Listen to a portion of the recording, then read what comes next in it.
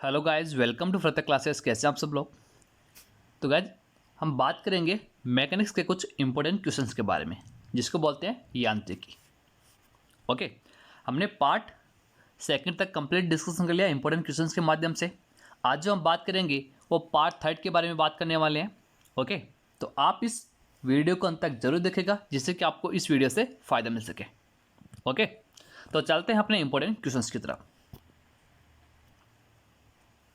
First question देखिए, आज का फर्स्ट है, हवाई जहाज में फाउंटेन पेन से स्याही बाहर निकल जाती है क्योंकि गाइस ऊंचाई बढ़ने से वायु दाब में कमी आती है, इसलिए हवाई जहाज के अंदर जो फाउंटेन पेन होता है उसमें से स्याही है वो क्या होता है, बाहर निकल जाती है। तो ऑप्शन नंबर ए अपना क्या होगा, सही आंसर हो गया इस क्वेश्चन का। अगला क्वेश्चन देखिए, अगला है, यदि पृथ्वी का द्रव्यमान वही रहे और त्रिज्या है वो 1% कम हो जाए, तब पृथ्वी के तल पर जी का मान क्या होगा। तो पृथ्वी के तल पर जो जी का मान होता है गाइस, वो 2% बढ़ जाएगा। मीन्स कि ऑप्शन नंबर बी अपना सही आंसर हो जाएगा इस क्वेश्चन का।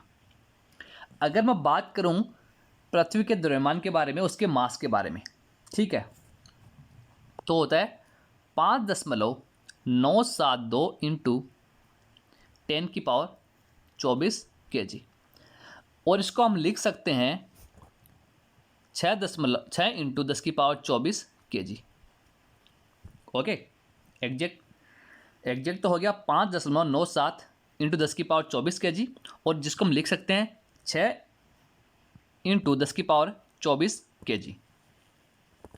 अगर मैं बात करूँगी पृथ्वी के जो केंद्र से उसके सतह की त्रिज्या की मैं बात करता हूँ तो 6371 किलोमीटर। ये भी याद रखना, पृथ्वी के तल से, पृथ्वी के केंद्र से उसकी सतह की त्रिज्या वो होती है 6371 किलोमीटर।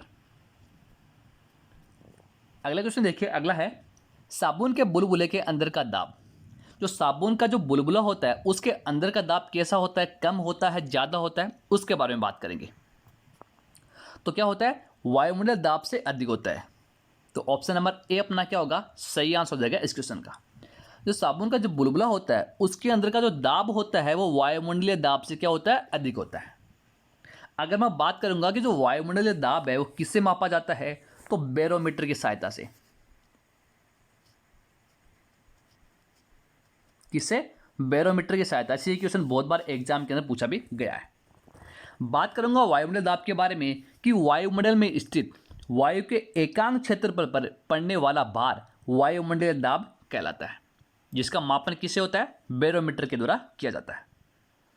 ओके, अगला क्वेश्चन देखिए, अगला है, हम दलदली सड़कों पर क्यों फिसलते हैं। जो दलदली सड़कें होती हैं उन पर हम क्यों फिसल जाते हैं, क्योंकि गैस घर्षण की कमी से। ऑप्शन नंबर सी अपना सही आंसर हो जाएगा इस क्वेश्चन का। क्योंकि जब हम चलते हैं तो हमारे पैरों से और सतह से क्या होता है, जो घर्षण होता है वो वहाँ पे नहीं होता, बिकॉज क्योंकि दलदली होने के कारण, सड़क क्या है, दलदली होने के कारण घर्षण की कमी हो जाती है, जिससे क्या हो जाए, फिसल जाते हैं। ओके, अगले क्वेश्चन देखिए, अगला है, जब बैरोमीटर का पारा गिर जाए, जिसका उपयोग किसमें किया जाता है, वायुमंडलीय दाब के रूप में किया जाता है, तो यह किस बात का घोतक है। तो गैस इससे क्या होता है, आंधी या झंझावात की संभावना रहती है जब बैरोमीटर का पारा गिर जाता है। तो ऑप्शन नंबर सी अपना क्या होगा, सही आंसर हो गया इस क्वेश्चन का। ओके, अगला क्वेश्चन देखिए, अगला है, हाइड्रोजन से भरा हुआ पॉलीथीन का एक गुब्बारा पृथ्वी के तल से छोड़ा जाता है, वायुमंडल की ऊंचाई पर जाने से क्या होता है।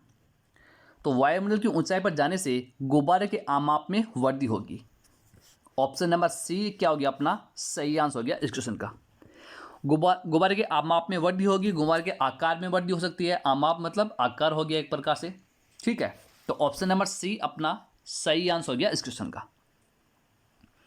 चलते हैं अगले क्वेश्चन पे। और उससे पहले गाइस, अगर आप हमारे इस चैनल पे पहली बार जुड़ रहे हैं तो हमारे इस चैनल को जरूर सब्सक्राइब कीजिएगा, और जो बेल आइकन का बटन है उसको जरूर दबाएं, जिससे कि आपको आगे आने वाली हर नई वीडियो की अपडेट आपको मिलती रहेगी। अगर गाइज आपको ये वीडियो पसंद आ रहा है तो इस वीडियो को लाइक कीजिए, शेयर कीजिए, और आप कमेंट भी कर सकते हैं। अगर आपको इस वीडियो की PDF फाइल चाहिए तो टेलीग्राम पर एक चैनल हमारा, उसको ज्वाइन करें। वहाँ पे आपको सभी प्रकार की PDF फाइल मिल जाएगी और डिस्क्रिप्शन के अंदर लिंक दे रखा है।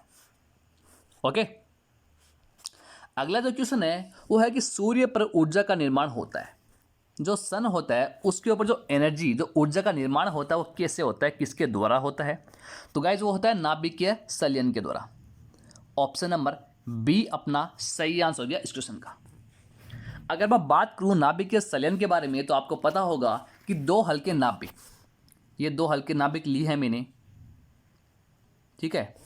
दो हल्के नाभिक एक भारी तत्व के नाभिक में बदल जाना, इन दोनों का एक भारी नाभिक के तत्व के रूप में बदल जाने क्या होता है? नाभिकीय संलयन कहलाता है, ठीक है।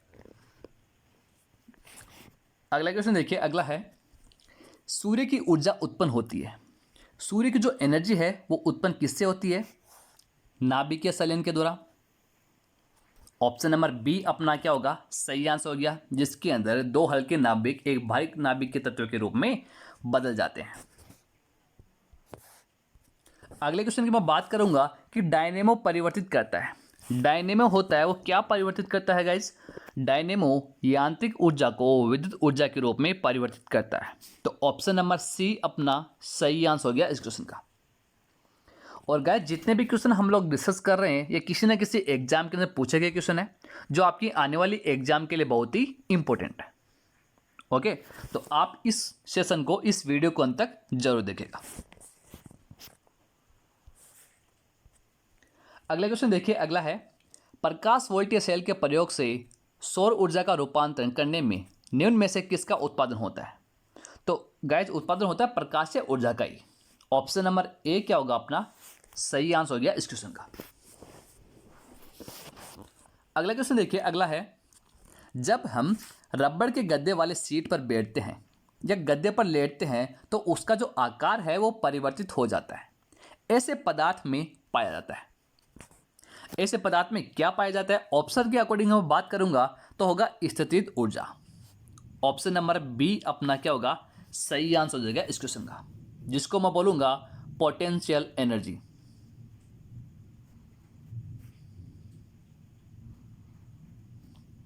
ठीक है, पोटेंशियल एनर्जी की मैं बात करूंगा, इसकी यूनिट की मैं बात करता हूं तो जूल इसकी यूनिट होती है। अगर वीमीय सूत्र भी पूछा जाता है कभी कभी एग्जाम के अंदर, इसका वीमीय सूत्र होता है Ml2T-2। ओके,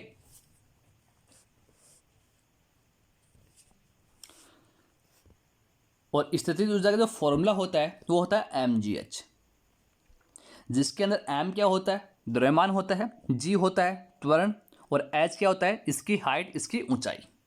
ठीक है, अगला क्वेश्चन है कि निम्नलिखित में से किस में गतिज ऊर्जा नहीं होती? गतिज ऊर्जा नहीं होती है, ऑप्शन के अकॉर्डिंग मैं बात करूंगा तो होगा खींचा हुआ धनुष। ऑप्शन नंबर डी अपना सही आंसर हो जाएगा इस क्वेश्चन का। इसके अंदर कौन सी एनर्जी होती है? इसके अंदर होती है पोटेंशियल एनर्जी, जिसको बोलते हैं स्थितिज ऊर्जा। और बाकी के ऑप्शन की मैं बात करूंगा, चली हुई गोली में क्या होता है? गतिज ऊर्जा होती है। बहता हुआ पानी में गतिज ऊर्जा, चलता हथौड़ा में गतिज ऊर्जा। ठीक है, लेकिन खींचा हुआ धनुष के अंदर पोटेंशियल एनर्जी, स्थितिज ऊर्जा पाई जाती है। अगर गतिज ऊर्जा जिसको हम बोलते हैं काइनेटिक एनर्जी, इसका जो फॉर्मूला होता है गाइज वो होता है 1/2 mv²। m जहां पे द्रव्यमान, v क्या हो गया? वेग हो गया। ओके, अगला है कि जब एक चल वस्तु की गति दुगुनी हो जाती है तो उसकी गतिज ऊर्जा क्या हो जाती है? गतिज ऊर्जा का मैंने फॉर्मूला आपको बताया कि 1/2 mv²। ठीक है, वस्तु की गति क्या करती है? दोगुनी कर दी जाती है, तो क्या होता है? उसके गतिज ऊर्जा का क्या होता है? चौगुनी हो जाती है। तो ऑप्शन नंबर बी अपना क्या होगा? सही आंसर हो गया इस क्वेश्चन का। इसकी काइनेटिक एनर्जी क्या होती है? चौगुनी हो जाती है।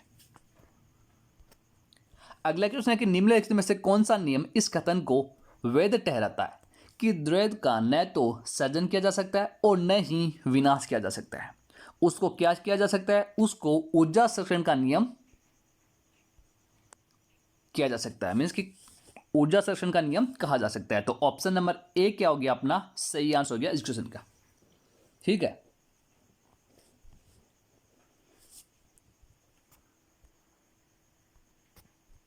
अगला क्वेश्चन देखिए, स्वचालित वाहनों में द्वैचालित ब्रेकों का इस्तेमाल वस्तुतः किस नियम का सीमा अनुप्रयोग है?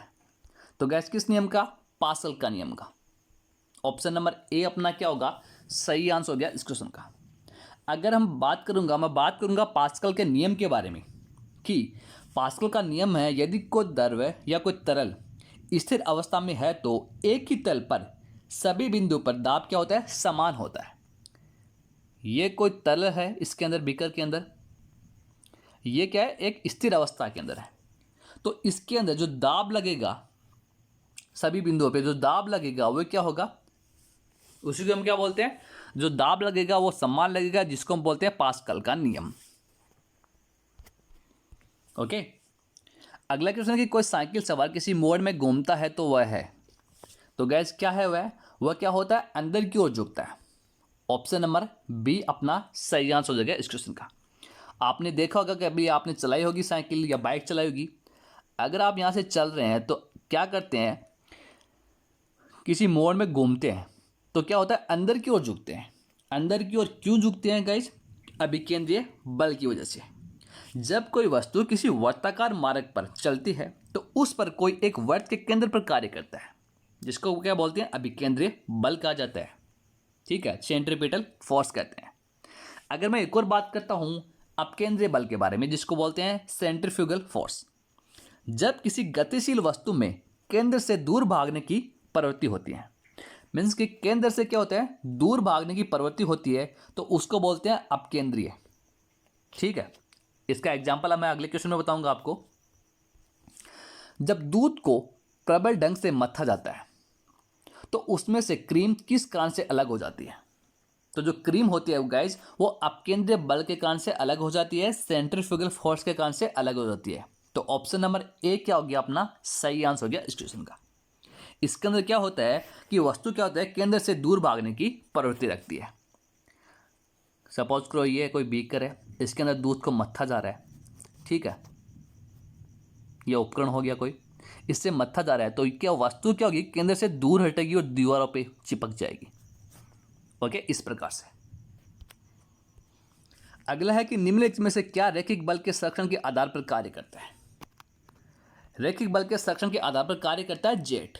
तो ऑप्शन नंबर सी क्या हो गया? अपना सही आंसर हो गया इस क्वेश्चन का। और रॉकेट करता है न्यूटन के थर्ड लॉ पे, आप लोगों को पता होगा। अगला क्वेश्चन देखिए, अगला है जब तक पत्थर को चांद की सतह से पृथ्वी पर लाया जाता है तो क्या होता है? तो गाइस इसका जो भार क्या होता है वो बदल जाएगा, परंतु इसका जो द्रव्यमान होता है, वो मास होता है, वो चेंज नहीं होता है। तो ऑप्शन नंबर बी अपना सही आंसर हो गया इस क्वेश्चन का। ठीक है,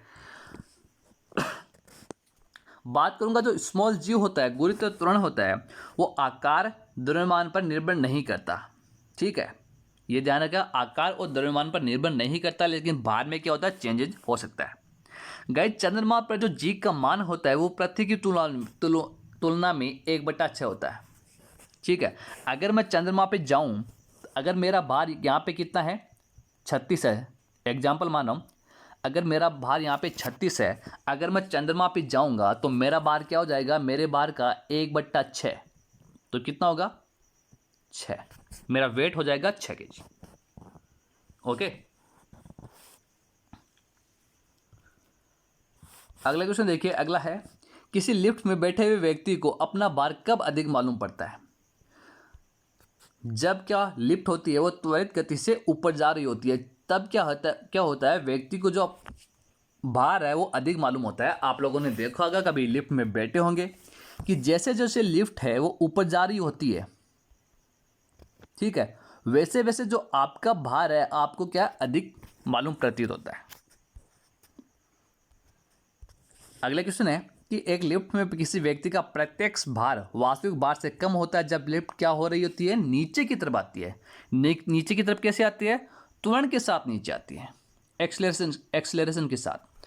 तो क्या होता है? भार क्या होता है? कम प्रतीत होता है। तो ऑप्शन नंबर बी अपना क्या होगा? सही आंसर हो गया इस क्वेश्चन का। अगला क्वेश्चन देखिए, अगला है किसी तुल्यकारी उपग्रह की पृथ्वी की सतह से ऊंचाई लगभग कितनी होती है?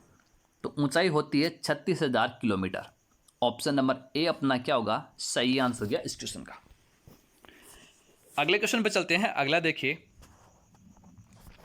पृथ्वी के गुरुत्वाकर्षण का कितना भाग चंद्रमा के गुरुत्वाकर्षण के सबसे नजदीक है? तो कितना होता है भाई? 1/6 भाग। ऑप्शन नंबर सी अपना सही आंसर हो गया इस क्वेश्चन का। मैंने आपको बताया था अगर मैं चंद्रमा के ऊपर जाता हूं तो यहाँ पे मेरा जो भार है वो चंद्रमा पे जाने पर वहाँ पर कितना हो जाता है? भार का 1/6। अगर यहाँ पे मेरा 60 वेट है तो वहाँ पे जाने पर कितना हो जाएगा? 10। ओके, अगला क्वेश्चन देखिए, लोलक का आवर्तकाल मीन्स कि जो टाइम पीरियड होता है वो किस पर निर्भर करता है उसके बारे में पूछा गया है। तो लोलक का जो टाइम पीरियड है, आवर्तकाल है, वो निर्भर करता है लंबाई के ऊपर निर्भर करता है। तो ऑप्शन नंबर बी अपना सही आंसर हो गया इस क्वेश्चन का। अगर मैं बात करता हूँ टाइम पीरियड के बारे में, लोलक के आवर्तकाल के बारे में, इसका फॉर्मूला होता है T = 2π √L/g, जहाँ पे L लोलक की लंबाई हो गया, G गुरुत्वीय त्वरण हो गया। ठीक है, और L और G एक दूसरे पर डिपेंड नहीं करते हैं, ध्यान रखिएगा। ठीक है, तो लोलक की जो आवर्तकाल होता है वो लंबाई के ऊपर निर्भर करता है। अगला क्वेश्चन देखिए, किसी सरल लोलक की लंबाई 4% बढ़ा दी जाए तो उसका आवर्तकाल कितना होगा? आवर्तकाल कम होगा या ज़्यादा होगा? लंबाई क्या होता है? 4% बढ़ा दी जाती है। तो आवर्तकाल का फॉर्मूला मैंने आपको बताया था अभी। ठीक है, उससे क्या होगा? 2% बढ़ जाएगा इसका। तो ऑप्शन नंबर बी अपना क्या होगा सही आंसर हो जाएगा इस क्वेश्चन का। इस फॉर्मूले से आप कर सकते हैं 2π√L/g। ठीक है, और आपको पता है जो लोलक होता है वो डिपेंड करता है लंबाई के ऊपर। तो गाइज ये थे कुछ इंपॉर्टेंट क्वेश्चंस मैकेनिक्स के, यांत्रिकी के, जो आपकी प्रीवियस एग्जाम थी उन एग्जाम के अंदर किसी न किसी एग्जाम के अंदर पूछे गए थे और आपकी आने वाली एग्जाम के लिए बहुत ही इंपॉर्टेंट है। आई होप कि आपको ये वीडियो पसंद आएगा। अगर गाइज आपको ये वीडियो पसंद आए, इस वीडियो को लाइक कीजिए और ज़्यादा से ज़्यादा शेयर कीजिए।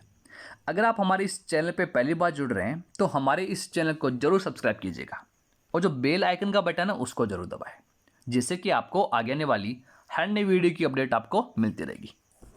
तो गाइस मिलते हैं नेक्स्ट क्लास में नेक्स्ट इंपॉर्टेंट क्वेश्चंस के साथ। तब तक के लिए thank you, goodbye and take care.